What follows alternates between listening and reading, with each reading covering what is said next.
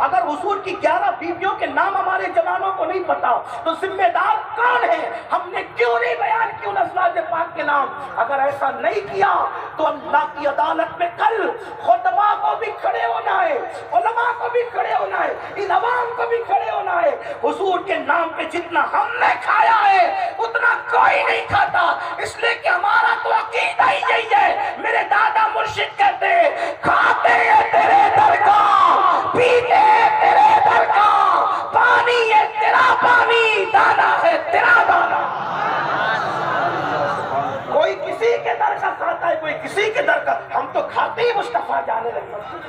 ہماری نسلیں پل رہی ہیں ان کے ٹکڑوں پر، ہم یہ فخر سے کہتے ہیں کہ ہم پل رہے ہیں ان کے ٹکڑوں پر، اور یہاں بھی پل رہے ہیں وہاں بھی پلتے رہیں گے۔ میرے امام کہتے ہیں آسماں خوان، زمین خان، زمانہ مہمان، صاحب خانہ لقب کس کا ہے؟ تیرا تیرا۔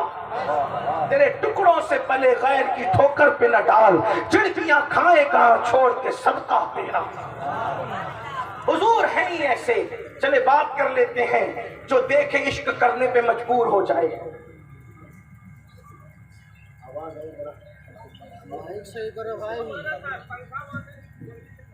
توجہ آپ بہت اچھے سے سن رہے ہیں، توجہ۔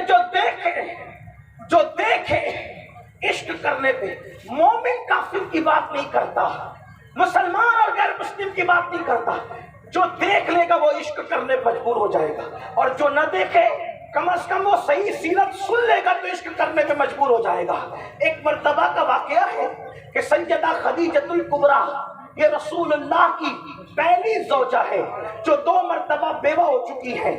اب آپ غور سے سنتے جانا، اپنی بہنوں کی بھی توجہ۔ میری ماں اور بہنوں، اپنے بچوں کو سوتے وقت کتے بلی طوطا مینا کی کہانی نہ سناؤ، پنکی ٹنکی ببلو ٹبلو کی کہانی نہ سناؤ، موٹو پتلو کی سیریل مت دکھاؤ، بلکہ اپنے بچوں کو سوتے وقت رسول اللہ کے معجزات بتاؤ۔ اپنے بچوں کو جو ہے وہ کہانی قصے کے طور پر حضور علیہ السلام کی سیرت کے واقعات بتاؤ، حضور کی سخاوت، حضور کی شجاعت، حضور کا حسن، حضور کا علم، حضور کا اختیار، حضور کا حاضر و ناظر ہونا مائیں اپنے بچوں کو پلا دے تاکہ دنیا کی کوئی طاقت میرے نبی کا عشق ہمارے بچوں کے سینے سے چھین نہ سکے۔ اللہ اکبر۔ اگر کافر بھی حضور کی سیرت صحیح طور پہ معلوم کرنے پڑھ لے سن لے تو وہ بھی عشق کرنے پہ مجبور ہو جائے گا۔ کہتے ہیں کہ سیدہ خدیجۃ الکبریٰ 2 مرتبہ بیوہ ہو چکی تھی، مالدار اتنی تھی، دولت اتنا ان کے پاس دولت اتنی موجود تھی کہ اللہ اکبر، مکے والے ان کو ملکہ تجار کے نام سے جانتے تھے، یعنی وہ پورے مکہ المکرمہ کی ملکہ کہلاتی تھی، بلکہ ان کو ملکۃ العرب بھی کہا گیا ہے، عرب کی ملکہ بھی کہا گیا ہے۔ حسن بھی تھا، جمال بھی تھا، نسب بھی تھا، مال بھی تھا، لیکن ہوتا یہ تھا عورت تو عورت ہوتی ہے، عورت بڑی کمزور ہوتی ہے۔ اللہ اکبر۔ خدیجۃ الکبریٰ کا مال جو ہے، اللہ اکبر، خدیجۃ الکبریٰ کا مال جب لوگ تجارت کے لیے لے کر جاتے ہیں تو ان کے ساتھ چٹنگ کر لیتے، ان کا مال ہڑپ کر لیتے، ان کا مال کا نقصان کر دیتے اور اپنی جیب بھر کر بھاگ جاتے۔ خدیجہ کو فکر ہوئی کہ کوئی مجھے ایسا ایماندار ملنا چاہیے، ایسا دیانت دار ملنا چاہیے کہ جو میرا مال تجارت لے جائے اور پھر وہ پوری دیانت داری کے ساتھ جو ہے وہ میرا کام کر سکے۔ اب دل سے سننا، خدیجۃ الکبریٰ نے اپنی سہیلی نفیسہ سے مشورہ کیا۔ نفیسہ، مکے میں تو اتنے اوباش لوگ ہیں، ایسے گنڈے لوگ رہتے ہیں، ماؤں کے ساتھ زنا کرنے والے، ننگے ہو کے کعبے کا طواف کرنے والے، بچیوں کو زندہ دفن کرنے والے، جانوروں کے ساتھ بدی کرنے والے، اس ماحول کے اندر کس سے خیر کی امید کی جا سکتی ہے؟ نفیسہ نے نشاندہی کی، ابو طالب کا بھتیجا ہے، اللہ اکبر، عبداللہ کا بیٹا ہے، اللہ اکبر، اس کا نام محمد ہے، کیا تم نے اس کو دیکھا ہے؟ لوگ اس کے تقوی کی قسم کھاتے ہیں، لوگ اس کی پرہیزگاری کی قسم کھاتے ہیں۔ خدیجہ، اگر اپنا مال تم اس کے حوالے کر دو، یقین سے کہتی ہوں کہ وہ امانت دار بھی ہیں، وہ دیانت دار بھی ہیں، وہ سچا بھی ہے، وہ صادق و امین بھی ہے، لوگ اس سے بہت پیار کرتے ہیں۔ اہل مکہ اس کے तकद्दुस पे कुर्बान जाते हैं। खदीजा ने अब तक मेरे आका को देखा नहीं था। जनाब अबू तालिब से गुजारिश की, आप अपने भतीजे को भेजें और किसी तरीके से मेरे माल की हिफाजत करवा दें। अल्लाह अकबर। मेरे आका मुस्तफा जान रहमत सल्लल्लाहु अलैहि वसल्लम पहली मर्तबा जब माले तिजारत को लेने के लिए खदीजा के घर पर आते हैं गुफ्तगू करने के लिए। अब जरा कई किताबों का, इतने मजमुआ सीरत की किताबों का एक साथ निचोड़ कर इस वाक़े के हवाले से आपकी खिदमत में पेश कर रहा हूँ। अल्लाह अकबर। खदीजा फरमाती हैं कि मक्के में मेरा घर ऐसे मुकाम पर था, न सूरज निकलते वक्त न सूरज डूबते वक्त उसकी किरणें मेरे घर में कभी नहीं आती थी। समझने की कोशिश करना मेरे भाइयों, जैसे हिंदुस्तान में अगर किसी का मकान का दरवाजा शमाल या जुनूब की तरफ होगा तो सूरज निकलते वक्त या सूरज डूबते वक्त कभी सूरज की किरणें दरवाजे से उसके घर के अंदर दाखिल नहीं हो सकती। इसलिए कि कब दाखिल होती है, या तो घर मशरिक की तरफ हो या तो मगरिब की तरफ हो। मशरिक की तरफ होगा तो निकलते वक्त तो सूरज की किरणें दाखिल होगी, मगरिब की तरफ होगा तो डूबते वक्त सूरज की किरणें दाखिल होगी। खदीजा कहती है, सैयदा खदीजा, कि मेरा घर मक्के में ऐसे मकाम पर था और दरवाजा उस तरफ था कि न सूरज निकलते वक्त मेरे घर के दरवाजे से सूरज की किरणें आती थी, न डूबते वक्त तो सूरज की किरणें आती थी। फरमाती है, एक मर्तबा मैं अपने दरवाजे की तरफ पीट करके और दीवार की तरफ चेहरा करके किसी काम में मसरूफ थी तो मैंने अचानक देखा कि सूरज की किरणें मेरे घर के दरवाजे से मेरे घर की दीवार पर पड़ी। तो मैंने हैरत से सोचा कि आज सूरज निकला किधर से है, आज सूरज निकला किधर से है कि मेरे घर में सूरज की किरणें आ रही है। ये जो मुहावरा सुनते हो ना कि सूरज किधर से निकला, ये सैयदा खदीजा के जुमले की खैरात है, सूरज किधर से निकला। इसलिए कि वो बहुत बड़ी शायरा भी थी। उन्होंने कहा कि सूरज निकलते डूबते वक्त मेरे घर के दरवाजे से कभी किरणें नहीं आती थी। मैं दीवार की तरफ रुक करके चला और दरवाजे की तरफ पीट करके काम कर रही थी, सूरज की किरणें पड़ी तो मैंने सोचा सूरज किधर से निकला। जब मैं पलट कर देखती हूँ तो मैं हैरान हूँ कि सूरज नहीं था, वो तो एक खूबसूरत जवान था। वो तो खूबसूरत जवान था जिसके चेहरे से किरणें मेरे दरवाजे से मेरी दीवार पर पड़ रही थी। मैं हैरान थी कि मक्के में कोई इतना कोई खूबसूरत भी हो सकता है जिसके चेहरे की किरणें दीवारों को मुनव्वर करती हो। ये कोई मुबालगा नहीं है मेरे जवानों। शमाइल तिर्मिज़ी में मौलाए कायनात से रिवायत मौजूद है कि जब अल्लाह के रसूल दर्जे वो दीवारों के सामने खड़े रहते तो दीवारों का अक्स मुस्तफा जान रहमत के चेहरे के अंदर नजर आया। उस खूबसूरती का अंदाजा करो, उस खूबसूरती का अंदाजा करो कि हुजूर के चेहरे के अंदर दीवारें नजर आती थी और सूरज और चांद अगर उसके सामने हुजूर खड़े हो जाते तो सूरज और चांद हुजूर के चेहरे में तैरते नजर आते, इतने खूबसूरत थे। मेरे आका अलैहिस्सलाम के सहाबा कहते हैं, सुनियो तुम्हें क्या पता इश्क की बात हमने की है, अपना नबी वो नबी है। सहाबा कहते हैं अगर अल्लाह कुरान नाजिल ना भी करता तो मेरे नबी इतने खूबसूरत थे कि सिर्फ लोग हुजूर का चेहरा देखकर कलमा पढ़ के मुसलमान हो जाते। हुजूर थे इतने खूबसूरत, इतने हुस्न वाले। अम्मा खदीजा कहती मैंने पहली बार देखा, वो कहती मैं तो सब कुछ हार गई, मैं तो उनके सामने सरेंडर हो गई। मैंने पूछा आप कौन है, तो बहुत सादगी और मासूमियत से कहा मेरा नाम मोहम्मद है, मैं अब्दुल्ला का बेटा हूँ। जनाब अबू तालिब ने मुझे भेजा है कि मैं तुम्हारे घर आऊँ और तुमसे बात करूँ। खदीजा कहती है जो भी ताजिर आता था मैं उससे सारी बातें तय करती थी, लेकिन ये पहला ताजिर था, मैंने कुछ बात नहीं की। वो जो कहते जाते थे मैं सिर्फ हाँ हाँ कहती जाती थी, वो जो कहते जाते थे मैं हाँ हाँ कहती जाती थी। खदीजा तुम हाँ क्यों ना कहती, इनके सामने तो अरब के बड़े बड़े फुसहा की हालत ये है। मेरे इमाम कहते हैं फुसहा अरब के बड़े बड़े तेरे आगे यूं है दबे लचे, फुसहा अरब के बड़े बड़े तेरे आगे यूं है दबे लचे, कोई जाने मुंह में ज़बान नहीं बल्कि जिस्म में जान है। अरे तकबीर, जरा और बुलंद आवाज آواز سے نعرہ رسالت، اصلاح معاشرہ کانفرنس، تحفظ ناموس رسالت، حضرت مولانا سید امین القادری صاحب قبلہ. ان کی گفتگو سن کر عرب کے فصحا کا حال یہ ہوتا کہ منہ میں زبان نہیں، اس لیے کہ جس کے منہ میں زبان نہ ہو کم سے کم وہ آنکھوں سے یوں تو کرتا ہے نا، سر تو ہلاتا ہے نا. لیکن حضور کی بات سن کر کے اثر یہ ہوتا تھا کہ لوگ سر ہلانا بھی بھول جاتے تھے، ایسا لگتا تھا جیسے اس کے جسم سے جان ہی نکل گئی. یہ فساد کا حال تھا، یہ فصیح و بلیغ تھے. اس طریقے سے حضور افصح العرب تھے، پوری کائنات کے اندر سب سے زیادہ اللہ نے آپ کو فساد دی تھی. تو خدیجہ کہتی تھی بس میں ہاں ہاں کرتی رہی اور سارا معاملہ طے کر کے وہ کیا گئے کہ میرا چین گیا، میری نیند گئی، میری کیفیت یہ ہو گئی کہ میں سوچتی تھی مکے میں کوئی اتنا متقی ہے کہ جو کسی پر نظر اٹھا کر نہیں دیکھتا، مکے میں کوئی اتنا پرہیزگار ہے. آخر میں نے اپنے غلام میسرہ سے کہا میسرہ اس محمد کے ساتھ مال تجارت لے کر تم کو جانا ہے. اب دھیان سے سنتے جانا. میسرہ سے کہا تم کو جانا ہے، لیکن میسرہ جب بھی ہم مال لے کر کے بیچتے تھے تو ہم یہی کہتے تھے مال کا دھیان رکھنا، پیسوں کا دھیان رکھنا، مال کا دھیان رکھنا، پیسوں کا دھیان رکھنا. لیکن میسرہ آج جب تم محمد کے ساتھ جا رہے ہو مجھے مال کی کوئی پرواہ نہیں، بس تم نے محمد کا دھیان رکھنا اور تم نے کرنا ایک کام یہ ہے، میں اپنے لہجے میں بات کر رہا ہوں، تم نے کرنا ایک کام یہ ہے محمد کے عیب گنتے رہنا ہے، محمد کے عیب نوٹ کرتے رہنا ہے. محمد میں عیب کتنے ہیں روح فدا صلی اللہ علیہ وآلہ وسلم. پہلی بات تو یہ عرض کروں جب بھی آقا کا نام لیا جائے القاب و آداب کے ساتھ لیا جائے، لیکن جناب خدیجہ کے جذبات بیان کرنے کے لیے مجھے ان کے من و ان جملوں کو کہیں کہیں نقل کرنا پڑے گا تاکہ اندازہ ہو کہ خدیجہ چاہتی کیا تھی. کہتی ہے خدیجہ محمد کے عیب تم نے گننا ہے، میں سرا تم کو ان کا خیال کرنا ہے. اب اللہ اکبر قافلہ روانہ ہوتا ہے، ملکہ تجار کا قافلہ روانہ ہوتا ہے، مکے کے تاجروں کا قافلہ بھی ساتھ ساتھ جاتا ہے اور پھر اس کے بعد میسرہ غلام بھی ساتھ ساتھ جاتا ہے.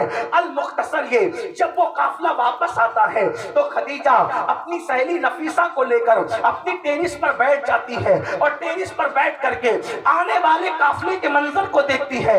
تو خدیجہ نے پہلا نظارہ کیا دیکھا، وہ قافلہ جو دور سے آ رہا تھا گرد و غبار کی وجہ سے سارا قافلہ چھپا تھا، صرف یہ لگتا تھا کہ کچھ آ رہا ہے. اونٹوں کے، کچروں کے، گھوڑوں کے پیر کی دھول نے پورے قافلے کو چھپا رکھا تھا. اس پر عرب کی چلچلاتی ہوئی دھوپ تھی، لیکن اس گرد و غبار میں سب کے چہرے چھپے تھے. اگر دور سے کسی کا چہرہ دھول میں بھی چمک رہا تھا تو آمنہ کے لال کا چہرہ تھا تو دھول میں بھی چمکتا ہوا.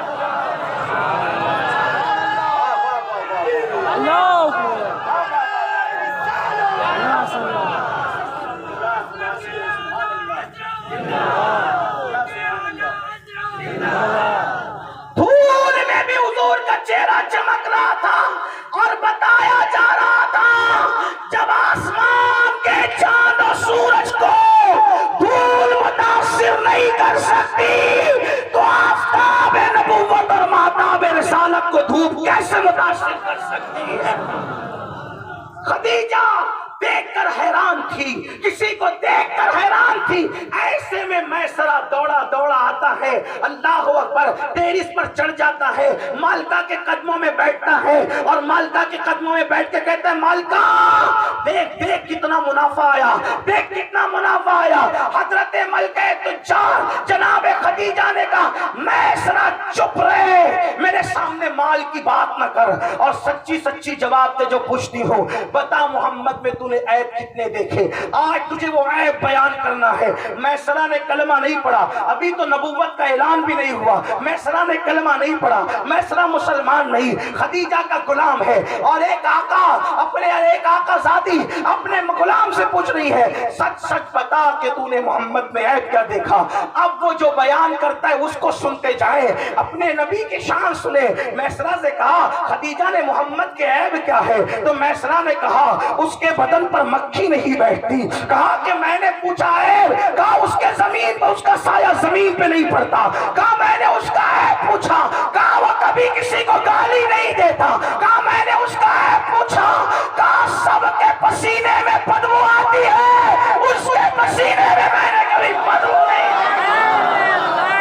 خدیجہ نے کہا میں قسم نہیں کھاتا، کیا اس کا ہے پتا خود بھوکا رہ کر دوسروں کو کھلاتا، کیا اس کا ہے پتا کہا کہ وہ دوسروں کا بوجھ اٹھاتا، کیا اس کا ہے پتا کہا دھوپ میں بادل اس کے سر پہ سایہ کرتا ہے، کیا اس کا ہے پتا میں نے اس سے بڑھ کر سخی کسی کو نہیں دیکھا، کیا اس کا ہے پتا اس سے بڑھ کے سچا نہیں دیکھا، کہا ہے پتا ہے فیصلہ ہے تو کہا کہ میں نے دیکھا کہ جب دھوپ میں سب لوگ ایک درخت کے نیچے جمع ہو جاتے اور وہ آخری میں آتا، اس کو بیٹھنے کے لیے سایہ نہیں ملتا، تو درخت کی ٹہنیاں بڑھ کر کے اس کے سر پہ سایہ کرنے لگتی ہے۔ خدیجہ نے کہا میسرا اے بتا، کہا اس کو بکریاں سجدہ کرتی ہے، خدیجہ نے کہا اے بتا، تو کہا درخت اس پہ سلام پڑھتے ہیں، کہا اے بتا بنجر زمین پہ قدم رکھتا ہے تو وہ زمین ہری ہو جاتی ہے، کہا اے بتا سوکھے کنویں میں تھوک دیتا ہے تو وہ پانی سے بھر جاتا ہے، کہا اے بتا کھاری کنویں میں تھوک دیتا ہے تو وہ میٹھے ہو جاتے ہیں۔ خدیجہ نے کہا اے بتا اے، تو اس وقت میسرہ نے کہا واللہ خدیجہ میں نے تیرا نمک کھایا ہے، نمک، اللہ کی عزت کی قسم، ایک ہاتھ میں چاند لا کر رکھ دے اور دوسرے ہاتھ میں سورج لا کے رکھ دے اور پھر پوچھ کہ محمد میں عیب کیا ہے، تو میں کہوں گا قسم خدا کی اللہ نے اس کو ہر عیب سے پاک پیدا فرمایا۔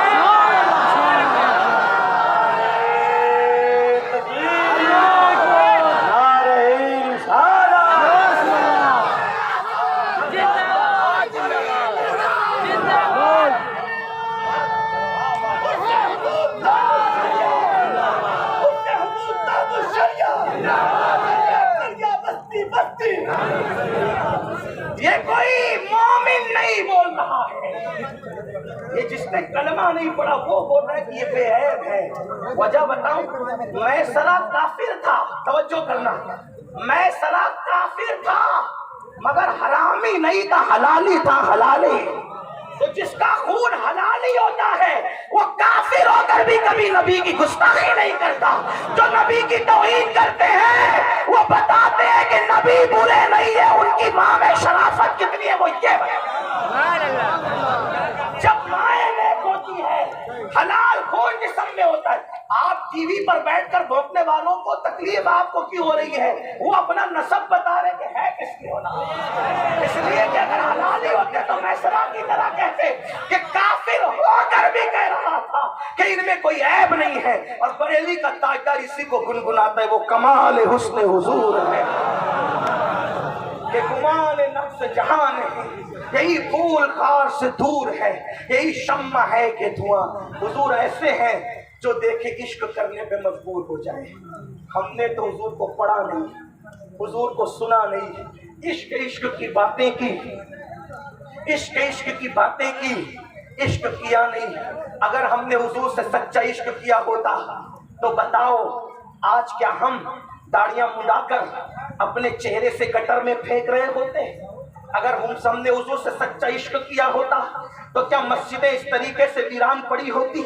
اگر ہم نے حضور سے سچا عشق کیا ہوتا تو قبر انور میں حضور کو ہم اس طریقے سے تکلیف دے رہے ہوتے، عورتوں پہ پاپ کی نظر ڈال کر حضور کا دل دکھا رہے ہوتے، اپنے گھروں کی شادیوں میں بینڈ باجے ڈی جے اور ڈھول تاشے بجا کر رسول اللہ کو تکلیف پہنچا رہے ہو۔ کون سا عشق کیا ہے، کون سی محبت کی ہے؟ ہم کہتے ہیں عاشق رسول، جتنی تکلیف قبر انور میں رسول اللہ کو یہ عاشق کہلانے والی قوم پہنچا رہی ہے اتنا دشمن نہیں پہنچا رہے ہیں۔ ارے دشمن تو ہوتا ہی ہے تکلیف پہنچانے کے لیے۔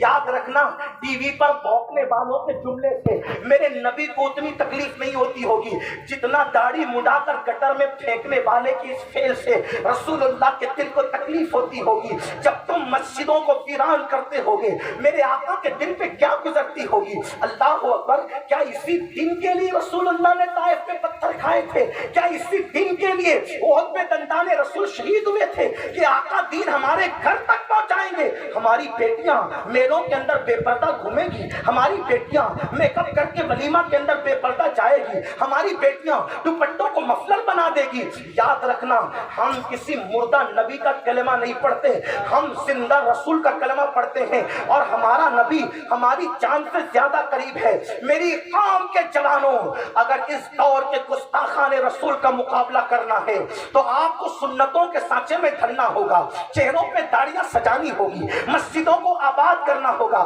آج میرے کان پر یہ آواز آ رہی ہے، لوگ کہہ رہے ہیں کہ حالات خراب ہوئے، جیل بھرو، تحریک شروع کرو۔ میں سیاسی لوگوں سے کوئی بات نہیں کرتا، لیکن میں یہ جملہ کہنا چاہتا ہوں، آج جیل بھرو تحریک کی ضرورت نہیں ہے ہندوستان میں۔